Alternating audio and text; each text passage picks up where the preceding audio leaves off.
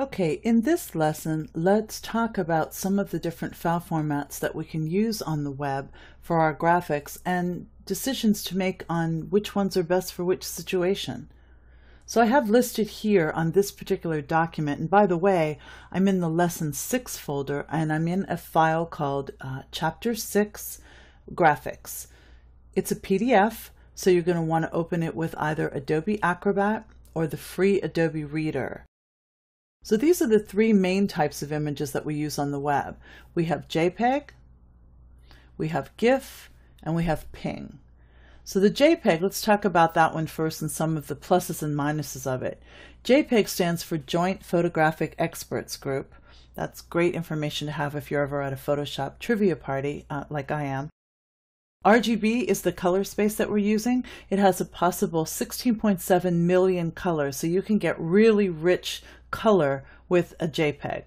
It's a good choice for continuous tone images, and what we mean by that are images like photographs that have a lot of variations between colors. So gradients and just, so many different shades here as opposed to a flat, solid color.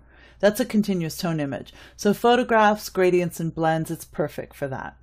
No support for transparency in a JPEG and no support for animation. So it's perfect for photos that you want to have rich, full-bodied color. The next one is a GIF or GIF. I call it a GIF. It stands for Graphic Interchange Format. It has index color as the color space, so you only have 256 colors to pick from. That's a big difference from 16.7 million, don't you think? It's a good choice for flat areas of color like logos, shapes, solid colors. It's not a good choice for continuous tone, again, because you're only getting 256 possible colors. So it has a small color space. That means it doesn't have very many options for you as far as different colors. It does support transparency and it does support animation.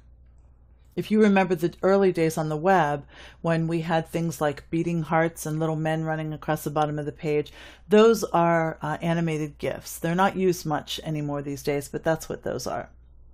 The third file size we'll get to in a second, but you can see that there are shortcomings of both of these.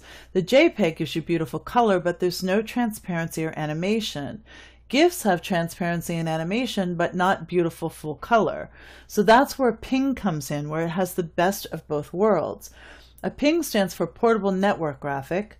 It is an RGB color space, so it has a possible 16.7 million colors. It is a good choice for continuous tone images, but you can also use it for flat areas of color, but it's really best for continuous tone. It does support transparency, so if you have masked part of your images in Photoshop, you'll be able to get that nice transparency, and it does support animation.